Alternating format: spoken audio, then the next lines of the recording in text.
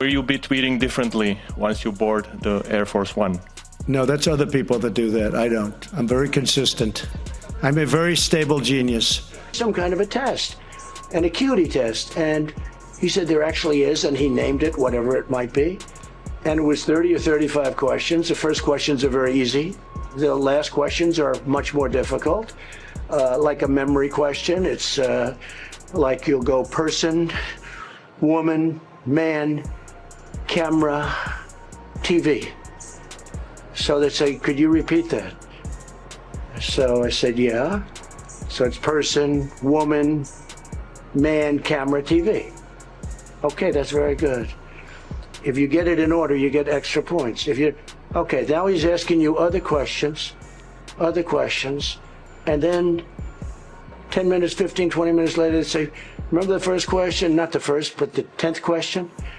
Give us that again. Can you do that again? And you go person. Donald Trump has spent decades telling the public that he's a genius. Not just smart or talented, but a genius. Over the years, he's called himself a stable genius, a very stable genius, and repeatedly insisted that he's exceptionally intelligent. That pattern caught Jimmy Kimmel's attention. So instead of reacting to just one quote, he decided to see how often Trump had actually made those claims.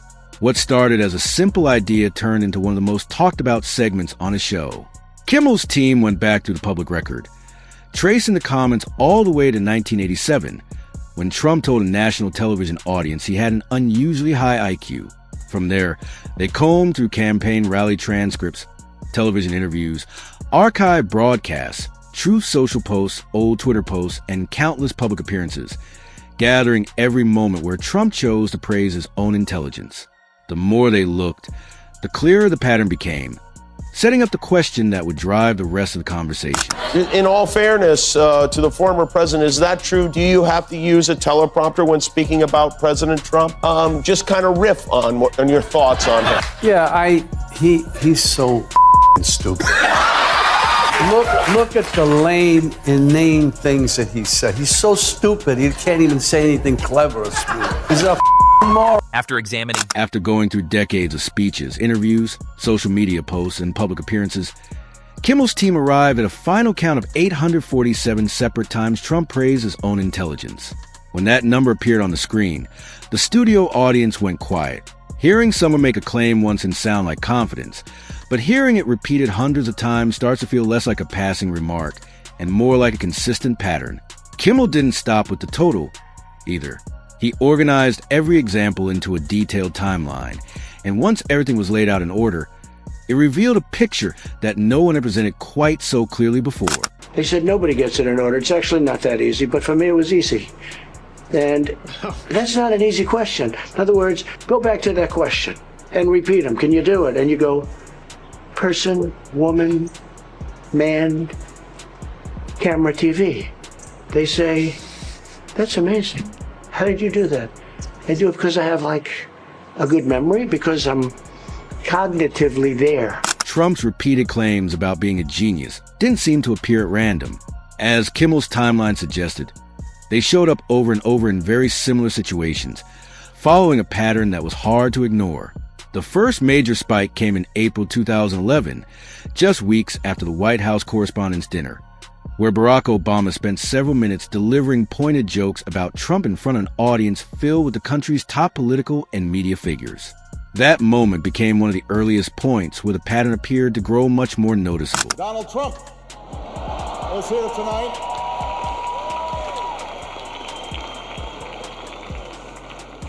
Now, I know that he's taken some flack lately, but no one is happier, no one is prouder to put this birth certificate matter to rest than the Donald.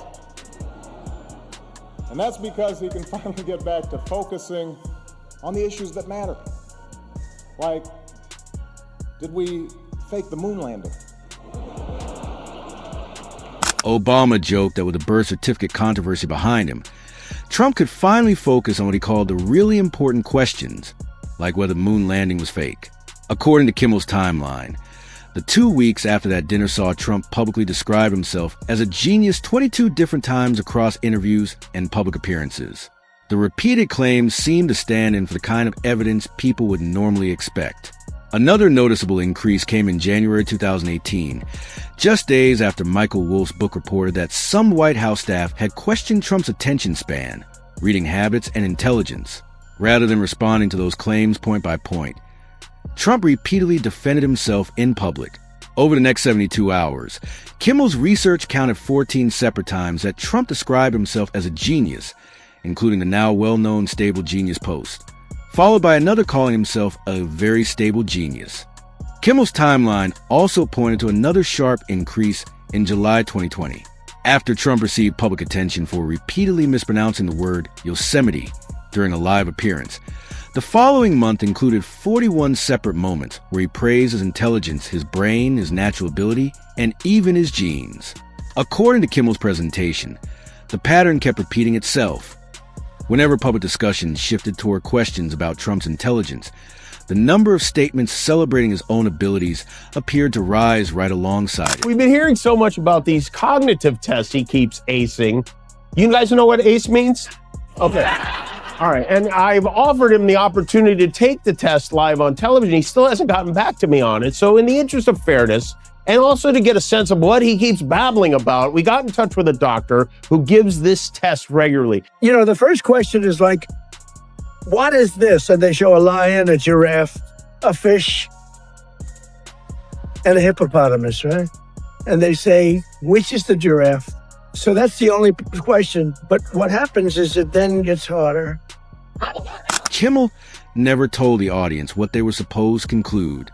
He simply put the timeline on the screen and let people see it for themselves. According to his presentation, the biggest spikes appeared alongside moments of public criticism, business setbacks, or renewed debate about Trump's mental sharpness. For many viewers, especially those who believe truly confident people don't constantly need to declare how confident they are, the pattern suggested something very different. The repeated claims began to feel less like quiet self-assurance and more like something that needed to be reinforced over and over again. After hearing the same message hundreds of times across several decades, it seemed to shift from reassuring the audience to reassuring the person saying it. Kimmel then went back to what he described as the earliest recorded example, a 1987 appearance on Larry King Live, where Trump unexpectedly brought up having a very high IQ during a conversation about a real estate project. Intelligence wasn't even the topic, but he introduced it on his own. From that interview in 1987 through his second inauguration 37 years later, Kimmel's team counted 847 public statements in which Trump praised his own intelligence.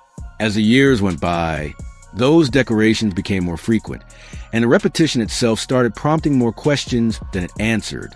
Kimmel also turned to a separate claim Trump had made for years, that he was a standout student at the Wharton School and some of the professors immediately recognized as exceptionally brilliant. Educated. I went to the Wharton School of Finance. I went to the Wharton School of Finance. I went to the Wharton School of Finance. I went to the Wharton School of Finance. I was a very fine student. I think it's fake news. But if he did that, I guess we'll have to compare IQ tests, and I can tell you who is going to win. Kimmel also brought up another point, referencing Michael Cohen's congressional testimony, in which Cohen said Trump had directed him to send letters to Trump's former high school, colleges, and the College Board urging them not to release his grades or SAT scores.